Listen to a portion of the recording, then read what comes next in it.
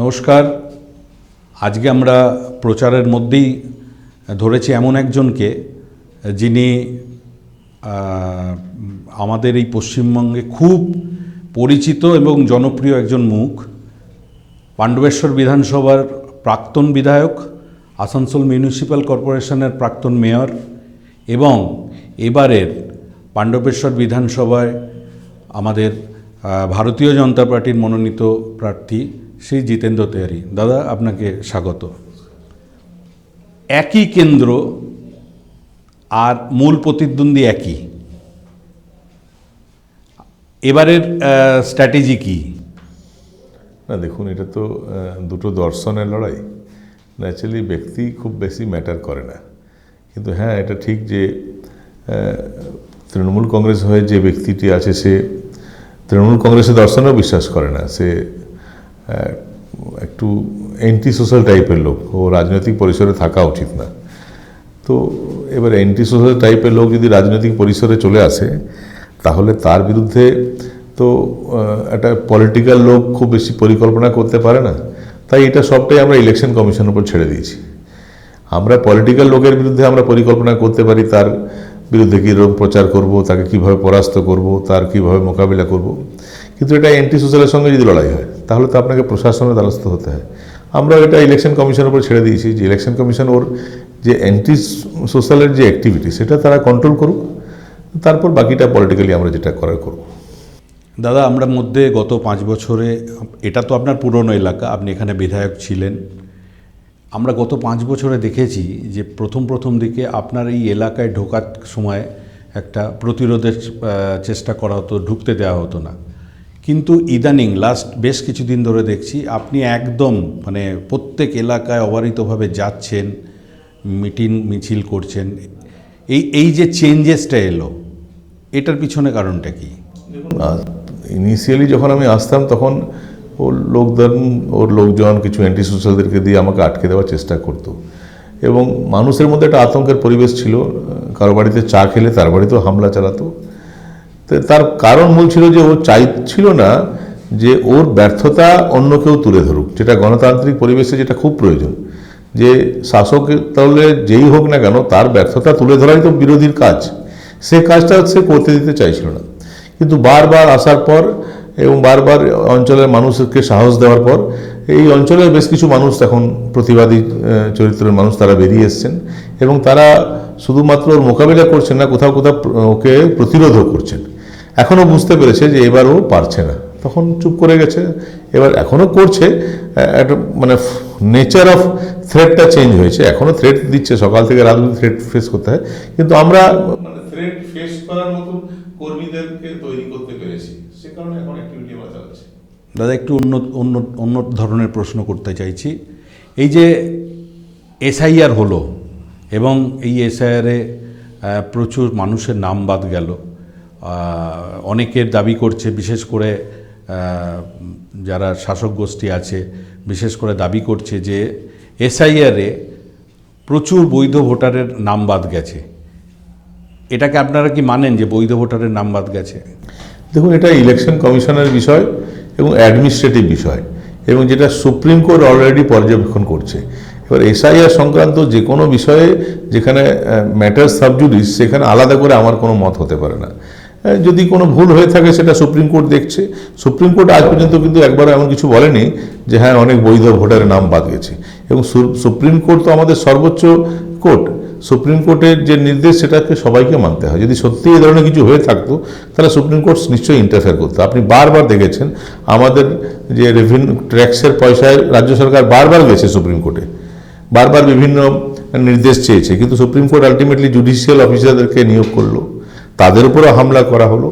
তো আমার মনে হয় না যে এই ধরনের অভিযোগ ঠিক। এই ধরনের অভিযোগ যদি ঠিক থাকতো তাহলে সুপ্রিম কোর্ট কিন্তু ইন্টারফেয়ার করতো।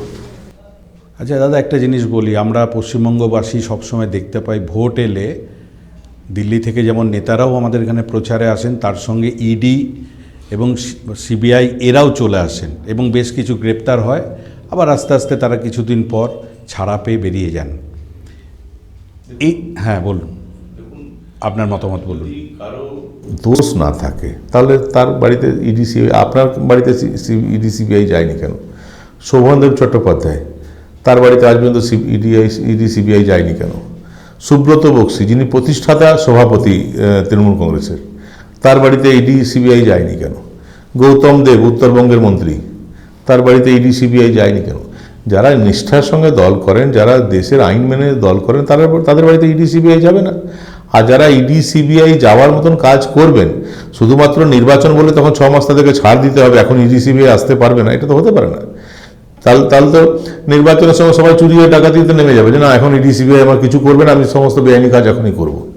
তো ওটা সেপারেট ইনভেস্টিগেটিং এজেন্সি, তারা কখন কখন কী কাজ করবে না করবে সম্পূর্ণ তাদের বিষয়, তাদের নিজস্ব বিষয়। এটা তো আমাদের কোনো কন্ট্রোল থাকে না, আমাদের পার্টিরও কোনো কন্ট্রোল থাকে না। কিন্তু এটাও তো ঠিক যে আজ পর্যন্ত যে কটা ইনভেস্টিগেশন হচ্ছে বাই আইদার ইডি বা সিবিআই, সবটা কোর্টের নির্দেশে হচ্ছে।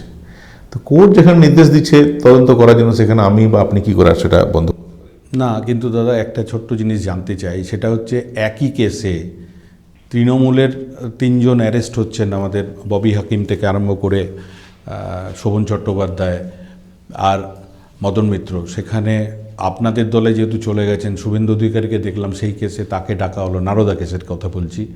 তো এটাও তো একটা দ্বিচারিতার মতো দেখাচ্ছে। যে কোনো ঘটনা ঘটার পর যার বিরুদ্ধে অভিযোগ উঠছে তাকে তার পক্ষ কোর্টের সামনে তুলে ধরার সুযোগ দেওয়া হয়। আমাকে আপনি যদি দেখলেন যে আমি টাকা নিচ্ছি কারো কাছে, ইডি হোক সিবিআই হোক যেই হোক না কেন, সে আমার কাছে জানতে চাইবে এই টাকাটা কিসের টাকা, এবং আমাকে কারণ সমস্যাটা জানাতে হবে। যারা জানাতে পেরেছে তাদের বাড়িতে ইডি সিবিআই আসবে না, যারা জানাতে পারেনি তাদের বাড়িতে ইডি সিবিআই আসবে। এবং এই যে যার কথা বলছেন তার বিরুদ্ধে তো অনেকবার সুপ্রিম কোর্ট হাইকোর্ট গেল, কই তো হাইকোর্ট সুপ্রিম কোর্ট তো একবারে বললেন না যে ওনাকে তদন্ত আওতায় আনতে হবে। নিশ্চয়ই উনি ওনার যে ঘটনার কথা আপনি বলছেন, যে ছবির কথা আপনি বলছেন, যে ভিডিওর কথা বলছেন, তার সপক্ষে এমন যুক্তি নিশ্চয়ই উনি ইনভেস্টিগেটিং এজেন্সিকে দিয়েছেন, তারপর ওনার বিরুদ্ধে প্রসিড করা যায় না। আচ্ছা, আজকের দিনে আপনি বিজেপির অন্যান্য নেতা বা আরও বিরোধী যারা শাসক বিরোধী দল, তারা বলছে তৃণমূল দলটা একটা দুর্নীতিগ্রস্ত দল। আপনিও নিশ্চয়ই এটা মানেন, এবং এই দুর্নীতির বিরুদ্ধেই লড়াই করে আপনি চাইছেন যে মানুষ একটা স্বচ্ছ সরকার নিয়ে আসে, এটা মানেন তো? এই জিতেন্দ্র দাদা, এই দুর্নীতিটা আপনার মনে হয় কবে থেকে শুরু হয়েছে? প্রথম দিন থেকেই না পরে এসে শুরু হয়েছে? দেখুন, আপনি যখন when you become a part and parcel of administration, তখন আপনাকে প্রত্যেক দিনই ফেস করতে হয় যে আপনাকে দিয়ে কী কী করানো হচ্ছে, কী কী করতে বাধ্য করা হচ্ছে। আপনার চ্যানেলে একজন সাংবাদিক আসার পর তিনি বুঝতে পারবেন যে স্বাধীন সাংবাদিক হিসাবে সে কাজ করতে পারছে না ম্যানেজমেন্টের প্রেসার আছে। যদি সাংবাদিকের যদি সাংবাদিক সত্তা যদি ঠিক থাকে, আর যদি সে স্বাধীনভাবে কাজ করার সুযোগ না থাকে, তাহলে আপনার চ্যানেল ছেড়ে সে চলে যাবে।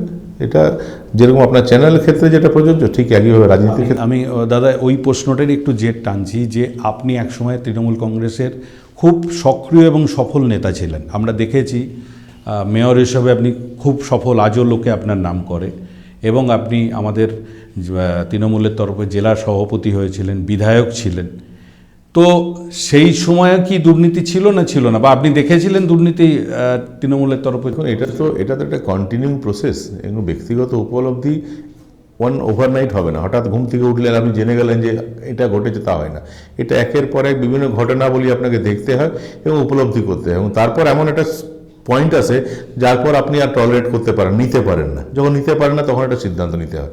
আর আমার দল ছাড়ার বিষয়টা, দুর্নীতি যেরকম ছিল তার সঙ্গে সঙ্গে আসানসোলে বঞ্চনাও ছিল। আপনি বলুন না যে আমি সেদিন যে কথাগুলো বলেছিলাম যে আসানসোলকে বঞ্চিত করা হচ্ছে, হাজার হাজার কোটি টাকা রেভিনিউ হিসাবে আসানসোল থেকে কলকাতা যাচ্ছে, কলকাতাকে সাজানো হচ্ছে, মা ফ্লাইওভার, বাবা ফ্লাইওভার, ভাইপো, কত রকম ফ্লাইওভার হচ্ছে, কিন্তু আসানসোলে একটা ফ্লাইওভার হলো না। আমাকে যখন একটা কেসে অ্যারেস্ট করে প্রেসিডেন্সি জেলে রাখা হয়েছিল, তখন আমি দেখছিলাম প্রেসিডেন্সি জেল থেকে দেখা যাচ্ছিল তার ঠিক পাশে একটা খুব সুন্দর একটা অডিটোরিয়াম করা হচ্ছে, কি যেন নাম দেওয়া ছিল, মাছের মতন দেখতে অডিটোরিয়ামটা। তো তার আমি খবর নিলাম, কত বলছে যে 440 কোটি টাকা ওটাতে পিছনে খরচ হবে। অথচ আসানসোল স্টেডিয়ামের জন্য মাত্র 44 কোটি টাকার একটা ডিপিআর আমি করে পাঠিয়েছিলাম, সে পয়সা দেওয়া হয়নি। রানীগঞ্জে প্রিন্স দ্বারকানাথ ঠাকুর, তার প্রথম বাঙালি বিজনেসম্যান, তার নামে একটা আমি টাউন হলের কাজ আরম্ভ করেছি, মাত্র 16 কোটি টাকা ডিপিআর ছিল। আমি যতদিন ছিলাম ওই 16 কোটি টাকা কিন্তু সরকার দেয়নি। তো আপনি একটা শহর থেকে হাজার হাজার কোটি টাকা নিয়ে যাবেন আর সে শহরকে কিছুই দেবেন না, সে শহরের সাজাবার অধিকার থাকবে না। আসানসোলে কফি হাউস আমি করেছিলাম, সেটার জন্য আমাকে কি বলবো তিরস্কৃত হতে হয়েছিল। কেন আসানসোলে? কেননা কলকাতায় কফি হাউস আছে, আসানসোলে কফি হাউস হতে পারে, এটা কলকাতার নেতারা কোনোভাবে মেনে নেবেন না। তাহলে এগুলো তো মেনে নেওয়া যায় না। আমি তো আসানসোল শহরের ছেলে, আমার শহরকে বঞ্চিত করা হবে আর চেয়ারে বসে থাকবো আর শুধুমাত্র এই বঞ্চনা দেখতে থাকবো আর বারবার বলা হবে যে না তুমি চুপ করে থাকো তাহলে তুমি চেয়ারে থাকতে পারবে, তাহলে it is better to leave the chair. একদমই। এবং একটা জিনিস জিতেন্দ্র দাদা, আপনি তো রাজনীতির পাশাপাশি আপনি একজন আইনজীবী, আমরা জানি আপনি আইনটাও খুব ভালো করে বোঝেন বা এই জায়গাতে বসে আছেন। এই যে দল, একবার আপনি তৃণমূল কংগ্রেসের হয়ে বিধায়ক হয়েছেন, তারপরে আপনি বিজেপির হয়ে দাঁড়িয়েছিলেন এবং সেবারে আপনি সামান্য ভোটে হেরে যান, আবার এবারে আপনি প্রার্থী হয়েছেন। আপনি আসানসোলেই থাকেন, পাণ্ডবেশ্বরটা কেন? না, এটা তো দেখুন, আপনি একটা দলের কর্মী হিসাবে যখন কাজ করবেন, দল আপনাকে যখন যে দায়িত্ব দেবে সে দায়িত্ব পালন করতে হবে। দল আমাকে পাণ্ডবেশ্বরে ক্যান্ডিডেট করেছে, তাই আমি পাণ্ডবেশ্বরে এসেছি। আর পাণ্ডবেশ্বর আসার আমার ব্যক্তিগত ইচ্ছা, আমি চাইছিলাম দল আমাকে পাণ্ডবেশ্বর পাঠাক। কেননা পাণ্ডবেশ্বরে শুধুমাত্র নরেন্দ্রনাথ চক্রবর্তীকে আমি নির্বাচনে পরাজিত করার জন্য আসেনি, আমি এসেছি ওকে শাস্তি দেওয়ার জন্য। ও 5 বছর ধরে যে পাপ করেছে, নির্বাচনে জয় পরাজয় তো আছে, নির্বাচনে শুধু পরাজিত করে আমার কাজ কিন্তু শেষ হয়ে যাচ্ছে না। ও 5 বছর ধরে যে পাপ করেছে, হাজার হাজার মানুষের রক্ত ঝরিয়েছে, প্রায় 500 লোককে মিথ্যা কেসে অ্যারেস্ট করিয়েছে, প্রায় 500 লোককে এখান থেকে পাণ্ডবেশ্বর ছেড়ে অন্য জায়গায় যেতে বাধ্য করেছে, ব্যবসায়ীদের ব্যবসা কেড়ে নিয়েছে, একদম একদম কি বলবো যে জমিদারি প্রথা চালিয়েছে। তো সে ধরনের ব্যক্তিকে শাস্তি দেওয়াটাও আমার জীবনের লক্ষ্য। আমরা একটা ছোট্ট বিজ্ঞাপন বিরতি নিয়ে নেব। বিরতির পর জিতেন্দ্রদার সঙ্গে এই আলোচনা চলবে, আপনারা কোথাও যাবেন না।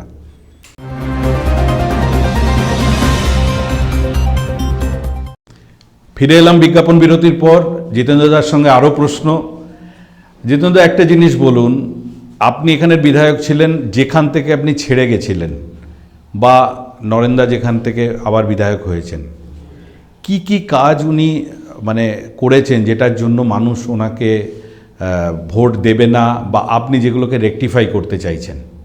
দেখুন, প্রথম যে জিনিসটা উনি করেছেন যে মানুষের ব্যক্তিগত স্বাধীনতা উনি কেড়ে নিয়েছেন। বিগত 5 বছরে অন্তত 100টার বেশি এমন ব্যক্তি হবেন যাদের কন্যার বিয়েতে তার লোকেরা আমাকে ফোন করেছে যে স্যার আমার মেয়ের বিয়ে আপনি আশীর্বাদ করবেন। তো আমি বলেছি হ্যাঁ আশীর্বাদ, বিয়ে কবে সেদিন আসবো? না না স্যার, এসে আশীর্বাদ করা যাবে না, আপনি এসে আশীর্বাদ করলে তো আমার ঘরে হামলা হবে, ফোনে আশীর্বাদ করে দেবে। এই সংস্কৃতি কেন থাকবে? অন্তত 2 থেকে 250 এমন ব্যবসায়ীরা আছেন যারা ইসিএলে কন্ট্রাক্টরি করতেন, পঞ্চায়েতে কন্ট্রাক্টরি করতেন, তারা বলছেন যে আমরা চলে গেলাম, আমাদেরকে বাধ্য করা হলো। কয়েকজন ওনার গুটি কয়েক ওনার কন্ট্রাক্টর বন্ধু। বিধায়কের কি এটা কাজ? কে কন্ট্যাক্ট পাবে, কে পাবে না, কে কি কাজ করবে না, এটা তো বিধায়কের কাজ না। উনি বিধায়কের কাজ ছেড়ে দিয়ে অন্যান্য কাজ, ইসিএলকে কন্ট্রোল করা, পঞ্চায়েতকে কন্ট্রোল করা, জেলা পরিষদকে কন্ট্রোল করা, যেখানে অর্থ উপার্জনের স্কোপ সেখানে নরেনবাবুর উপস্থিতি আছে। তো এই পরিবেশ আমাকে বদলাতে হবে। পাণ্ডবেশ্বরে আমাদের প্রথম কাজ হবে যে পাণ্ডবেশ্বর মানুষকে, পাণ্ডবেশ্বর যেই নেতা হোক কেন না কেন, তার সমালোচনা করার অধিকারটা দিতে হবে। আমি বিধায়ক থাকবো বলে মানুষ আমার সমালোচনাই করতে পারবে না। মানুষকে সমালোচনা করার অধিকার ফিরিয়ে দেওয়াটা হবে প্রথম কাজ এখানে, যেটা উনি কেড়ে নিয়েছেন। বাকি আনুষঙ্গিক ভিজন তো ডেভেলপমেন্টের তো নিরিখে তো কোনো কাজ হয়নি। আপনারা বুঝতে পারছেন যে আমার একটা ফ্লাইওভার আমি করে গেছিলাম, স্টার্ট করে গেছিলাম, সেটা কমপ্লিট হলো। এখনও পাণ্ডবেশ্বর ব্রিজের উপর ফ্লাইওভার করতে হবে, উখড়াতে ফ্লাইওভার করতে হবে, সেই কাজগুলো বন্ধ আছে, সেগুলো উনি 1 ইঞ্চি এগোয়নি। আরও অনেক কাজ ছিল যে কাজগুলো আমি স্টার্ট করে গেছিলাম। এই পাশে আপনি যেখানে করেছিলেন পাশে একটা রবীন্দ্র ভবন আমি স্টার্ট করে দিয়ে গেছিলাম। যেটুকু করেছিলাম আপনি যদি ভিজুয়াল পাবেন সব পাশেই পেয়ে যাবেন, যেটুকু করে গেছিলাম সেটুকু আছে, তারপর সেটা এগোয়নি। তো আসানসোলে রবীন্দ্র ভবন করেছিলাম, আমরা মডিফাই করেছিলাম, আমি করিনি, মামাপদবাবু করেছিলেন।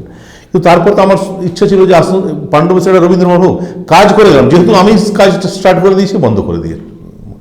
এটা তো চলতে পারে না, এই সংস্কৃতি তো চলতে পারে না। তো এগুলো বদলাতে হবে।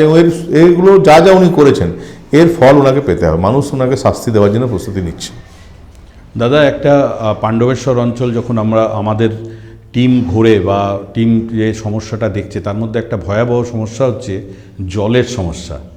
আমি নিজে আপনার কর্পোরেশন এলাকার একজন বাসিন্দা, এবং আমরা কখনো কল্পনা করিনি যে আমাদের বাড়িতেও জল আসবে। আপনি একটা বিরাট ওখানে প্রকল্প করেছিলেন। আজকে পাণ্ডবেশ্বরের মতন জায়গাতে এত জলের কষ্ট থাকবে কেন? দেখুন, এটা মূল হলো পরিকল্পনার অভাব। আপনার দামোদর থেকে পাশে অজয় নদী, যে কোনো জায়গায় জল প্রকল্প করতে গেলে আশেপাশে যে অঞ্চল থাকে, নদী থাকে, সেখান থেকে জল নিতে হয়। আসানসোল থেকে, দামোদর থেকে এখানে পিএইচির মাধ্যমে জল আনা হবে, এটা কারণে মানুষকে জল দেওয়া যাচ্ছে না। তো আমরা আমাদের দলের সঙ্গে কথা বলে 400 কোটি টাকার ব্যয় একটা পঞ্চপাণ্ডব জল প্রকল্পের একটা ঘোষণা আমরা করেছি, যেটা আমাদের দল করবে এইখানে অজয় নদীর ধারে, এবং সেখান থেকে 12টা ওভারহেড রিজার্ভার, একটা বুস্টিং স্টেশন, সমস্ত পরিকল্পনা করা আছে। আগামী দিনে পাণ্ডবেশ্বরের মানুষ শুধু একবার না, দুবার, এই যে এটা যদি আমরা করতে পারি, দুবার, সব 12 ঘন্টা অন্তর অন্তর 24 ঘন্টা দুবার পানীয় জল পাবে। তো এই যে জিনিসটা আপনি টেকনিক্যালি বুঝতে পারছেন যে দামোদর থেকে জল আনার থেকে অজয় থেকে জল আনা বেশি সহজ, এটা তো আজকের যে বিধায়ক বা আজকের যে সরকার তারাও জানেন। তাদের মাথায় এই জিনিসটা আসছে না, কেন আসছে না বলে আপনার মনে হয়? তো মানুষের প্রায়োরিটি থাকে তো, যে আমি কোন কাজটি করব, কোন কাজটি করব না, আমার দায়িত্ব কি। একটা মানুষ ক্ষমতায় আসার পর ক্ষমতা উপভোগ করাটাই যদি তার প্রায়োরিটি হয়ে যায়, লাইফ স্টাইলটাকে আরও বেটার নিয়ে যাব, এটাই যদি আমি কি ধরনের কাপড় পরবো সেটা যদি আমার প্রায়োরিটি চলে আসে, কি ধরনের জুতো পরবো, কি ধরনের চশমা পরবো, কি ধরনের লাইফ লিড করব, এটা যদি প্রায়োরিটি হয়ে যায়, তাহলে তো জনগণের কথা কেউ ভাববে না। অবশ্যই ব্যক্তিগত জীবনে সে লাক্সারি ইউজ করে আমার কোনো আপত্তি নেই, কিন্তু প্রাইমারি যে কাজটা সেটার প্রতি তার যদি আগ্রহ না থাকে, তাহলে জনগণকে ভুগতে হয়, যেটা এখানকার মানুষ ভুগছে। দুটো কেন্দ্রীয় প্রকল্প আছে দাদা, একটা হচ্ছে আয়ুষ্মান ভারত, যেটাতে গোটা ভারতবর্ষে আমরা স্বাস্থ্যের একটা পরিষেবা পেতে পারি, আর একটা হচ্ছে জল জীবন প্রকল্প, যেটা এই দুটো প্রকল্পই আমরা দেখছি পশ্চিমবঙ্গে সেইভাবে কাজ হচ্ছে না। এবং আয়ুষ্মান ভারত তো পশ্চিমবঙ্গের মানুষ তার ফেসিলিটি পায় না, যার জন্য হয়তো বাইরে গেলে সেই যে সুবিধাটা পাওয়া উচিত সেটা পায় না। এটা নিয়ে কী বলবেন? এটা তো আমাদের দল ঘোষণা করেছে, আমাদের দলের যে ঘোষণাপত্র সেটাতে, যে আয়ুষ্মান ভারতের পুরো বেঙ্গলকে কভারেজ দেওয়া হবে। এবং আয়ুষ্মান ভারতের সবচেয়ে সুবিধা যে পশ্চিমবঙ্গে বিভিন্ন হসপিটালে সুবিধা পাওয়া যাবে, বাংলার বাইরে ভেলোরে যদি কেউ যায় এবং সেখানে যদি আয়ুষ্মান ভারত কার্ড নিয়ে যায়, সেখানেও সে ট্রিটমেন্ট পাবে। শুধুমাত্র রাজনৈতিক কারণে এই ধরনের একটা হেলথ রিলেটেড একটা স্কিমকে আটকে রাখাটা খুবই অমানবিক কাজ। এটা পশ্চিমবঙ্গ সরকারই পারে, অন্য কেউ এরকম কাজ করতে পারে না। অন্যান্য আরও অনেক বিরোধী রাজনীতিক, পাশে কেরল আছে, বিরোধী রাজনৈতিক দল আছে, তামিলনাড়ু আছে বিরোধী, তারা তো খুব সহজে সমস্ত সুযোগ সুবিধা নিচ্ছেন। পাশে ঝাড়খণ্ড আছে, দেখুন কেন্দ্রীয় সরকার সমস্ত সুযোগ সুবিধা নিচ্ছেন। রাজনৈতিক লড়াই থাকবে, ঠিক আছে, কিন্তু এটা তো আমরা we are also part of this country. আর কেন্দ্রীয় সরকারের টাকাটা তো আমাদের অর্থ, আমাদের ট্যাক্সের পয়সা এসেছে, তাহলে সেটা আমাদের পশ্চিমবঙ্গে ইউজ হতে অসুবিধা কোথায়? কিন্তু ব্যক্তিগত জেলাসির তো আর কোনো উপায় নেই, হলে প্রধানমন্ত্রীর নাম হয়ে যাবে, এই যদি আশঙ্কা থাকে, সে কারণে মানুষকে বঞ্চিত রাখবো, কী করবো? ফেস করতে হয় আমাদেরকে। একটা জিনিস, আমি আপনাকে আসানসোলের বাসিন্দা এবং আমি দেখেছি আপনি বাঙালিদের থেকেও অনেক জায়গায় বেশি বাঙালি। একটা জিনিস বাঙালিদের ভয় দেখানো হচ্ছে বা ভয় পাচ্ছে বা হচ্ছে, সেটা হচ্ছে যে বিজেপি সরকার এলে এখানে মাছ মাংস খাওয়া বন্ধ হয়ে যাবে, লোকে ভয় পাচ্ছে। আমরা অনেককেই প্রশ্নটা করেছি এবং বিরোধীদের অনেকেই বলছে যে হ্যাঁ, বিরোধী মানে বিজেপি বিরোধী বা আপনাদের বিরোধীরা বলছে যে হ্যাঁ, এখানে আসলে বাঙালি আর মাছ খেতে পারবে না, মাছ খাবে না বা মাংস খাবে না। দেখুন বিজেপির কোন নেতা মাছ খায় না? শুভেন্দু অধিকারী মাছ খান না, সুকান্ত মজুমদার মাছ খান না, শ্রমিক ভট্টাচার্য মাছ খান না, সবাই তো, দিলীপ ঘোষ কি মাছ খান না? সবাই তো মাছ মাংস ডিম সবই খায়। এবং আমি তো বারবার বলছি, নরেন চক্রবর্তীকে বলি, আরও সবাইকে বলছি যে আমার বাড়িতে দিন না, রোজ আপনারা মাছ পাঠান না, রোজ মাছ পাঠান, আমি রোজ রান্না করে তার ভিডিও করে প্রকাশ করব এবং রোজ খাবো। দিন না, দিচ্ছেন না তো। আমরা হ্যাঁ, মাছ আমরা কখন খাবো না? যদি এই সরকার রয়ে যায়, তৃণমূল সরকার রয়ে যায়, তাহলে মাছ কেনার ক্রয় ক্ষমতাই আর থাকবে না মানুষের। এই সরকার যদি রয়ে যায়, তাহলে অর্থনৈতিকভাবে এমন জায়গায় আমরা পৌঁছে যাবো যে মাছ কেনাটাও খুব কষ্টকর ব্যাপার হয়ে যাবে, তখন হয়তো মাছ বন্ধ হয়ে যেতে পারে। বিজেপি এলে মাছ বন্ধ হবে না। এবং এখন বলছি যে সরকার আসতে তো 10-15 দিন দেরি আছে, এই 10 দিন কেন আমরা মিস করছি? 10 দিন পাঠান না, আমার বাড়িতে রোজ পাঠান না, ইলিশ পাওয়া যাচ্ছে না, পাঠান না, কোর্ট বাজার থেকে ভালো মাছ কিনে পাঠান, রোজ বাড়িতে খাবো।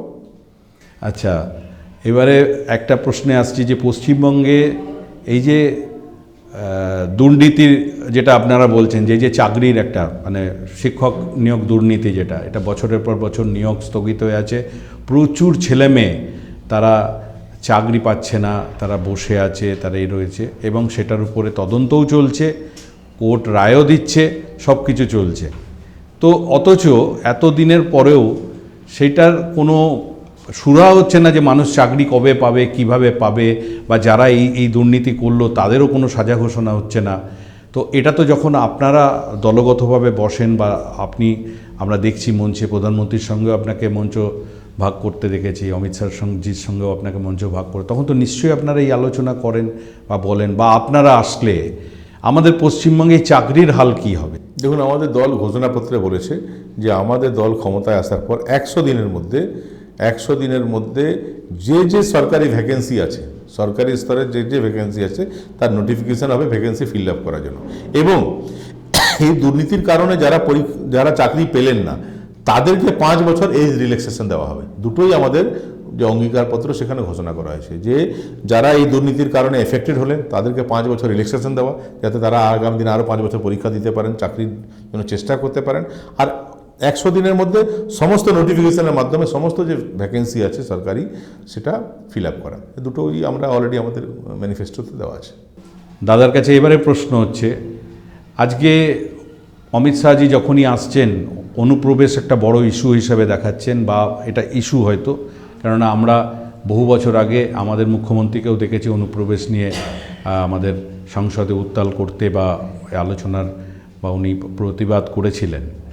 কিন্তু এই তৃণমূল দলের তরফ থেকে বলা হচ্ছে, এবং আমরাও যেটা বুঝছি, এই যে আমাদের বর্ডার এলাকা বা সেটার যে যারা সেটা পাহারা দেন তারা তো কেন্দ্রীয় বাহিনী, সেখানে দাঁড়িয়ে রাজ্যকে এই যে দোষটা চাপিয়ে দেওয়া হচ্ছে যে আপনার অনুপ্রবেশ ঘটছে বা এটা ঘটছে, এটা কেন?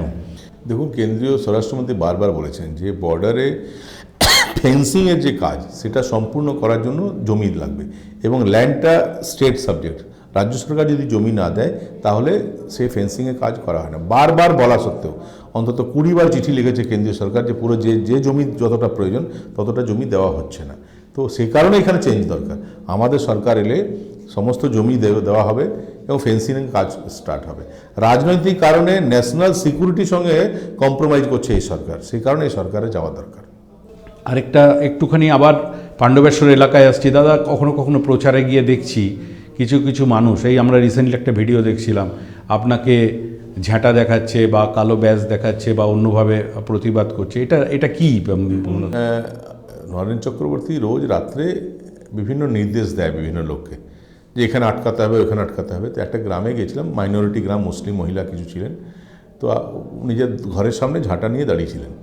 তো আমাকে অনেকে বললো যেখানে যাওয়ার দরকার নেই, কিন্তু আমি গেলাম, সেখানে গেলাম, ওনারা ওই ঝাঁটা দেখালে আমি নমস্কার করে চলে এলাম। কিন্তু আমি সেদিনই বলছিলাম যে এটা এমন, এই যে মহিলাদেরকে দিয়ে এটা করানো হলো, তারা কত কষ্টের মধ্যে আছেন বলুন তো।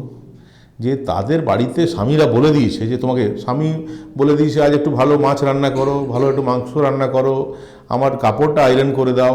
এটা তো অনেক দিন ধরে চলে আসছে যে সমস্ত দায়িত্ব মহিলাদেরকে নিতে হয়, যদি মানে যেটা খুবই ইনহিউম্যান। এটা এখন বর্তমান সময়ে সবাই সব কিছু শেয়ার করা উচিত। কিন্তু ওই মহিলাদেরকে, নিজের রাজনৈতিক কারণ ওই মহিলাদেরকে বলা হচ্ছে যে নিজের ইচ্ছার বিরুদ্ধে ঝাঁটা কিনে দিয়ে দেওয়া হলো, তুমি ঝাঁটা দেখাও, ইমেজ নষ্ট করো নিজের। এই যে টিভিতে ছবি এলো, কাদের ছবি এলো? ওই মহিলাদের ছবি এলো। তো আমি তাদের মাতৃশক্তিকে নমস্কার করে চলে এলাম। পরবর্তী ক্ষেত্রে জানতে পারলাম, আর একটা ভিডিও আপনারা নিশ্চয়ই দেখেছেন, যে ভিডিওতে একজন বালি মাফিয়া আছে মনির মণ্ডল, সে ওদেরকে ট্রেনিং দিচ্ছে যে কালকে জিতেন্দ্র বাড়ি এলে ওই সবাইকে ঝাঁটা দেখাতে হবে, এটা বলছে। তো তার পরিপ্রেক্ষিতে ওরা দেখিয়েছে, এটা নিম্ন রুচির পরিচয়। এবং আমি বলবো যে এই মাতৃশক্তি, আমি আবার বলছি, যে মায়েদেরকে দিয়ে ওই ঝাঁটা দেখা করালো তারাই ভোট দেওয়া যেদিন সুযোগ পাবে না কেন। অমিত শাহজি কালকে আরেকটা কথা বলেছেন যে এক একজন 4টে করে বিয়ে করবে, এটা কিন্তু মেনে নেওয়া যাবে না। ওই মহিলাদের কাছে যাদেরকে দিয়ে ঝাঁটা দেখানো না, তাদের মধ্যে সবসময় আতঙ্ক থাকে যে কখন স্বামী হঠাৎ পরের দিন আর একটা বিয়ে করে চলে আসবে। তো ওই মহিলারাই ওই অমিত শাহজি ওই কথা শোনার পর ভোটটা কিন্তু বিজেপিকে দেবে। আরেকটা প্রশ্ন করি দাদা, মধ্যে আমি দেখছিলাম যে আপনি এসিএলের কোয়ার্টারে একটা নোটিশ লাগানো ছিল, আপনি সেটা ছিঁড়ে ফেলছেন এবং ওদেরকে অভয় দিচ্ছেন যে তোমাদের উপর কোনো রকম এ হবে না, সেটাকে আবার অন্যভাবে আপনার বিরোধী দল প্রচার করছিল। তো আপনারা আসার পর ইসিএলের এই যে পুরনো লোকজন যে ভগ্ন প্রায় কোয়ার্টারগুলোতে রয়েছে, তাদের কোনো আশঙ্কার কারণ? দেখুন, আমি অলরেডি আমরা কয়লা মন্ত্রীকে বলেছি, আমরা আমাদের দলের তরফ থেকে বলে দিয়েছি যে দুর্গাপুরে যেরকম ডিএসপি কোয়ার্টার যারা যারা ওই অকুপাই করছে তাদেরকে লিজ দেওয়া হয়েছে, ইসিএলেরও সমস্ত কোয়ার্টার যেখানে সে যেই থাক, ওয়ার্কার থাক, নন ওয়ার্কার থাক, যেই থাক না কেন, যারা ওই কোয়ার্টারে বসবাস করছে 99 বছরের জন্য খুব কম পয়সা তাদেরকে লিজ দিতে হবে। এবং আমার মনে হয় যে আমরা এটা করাতে পারবো। আমরা আমাদের এই সাক্ষাৎকারের একদম শেষ পর্যায়ে এসেছি। আমাদের চ্যানেলের তরফ থেকে শ্রী জিতেন্দ্র তিওয়ারি দাদাকে অনেক অনেক শুভকামনা। আপনি সুস্থ থাকুন, নিরোগ থাকুন, ভালো থাকুন, এই বলে আজকের আলোচনা আমরা শেষ করছি।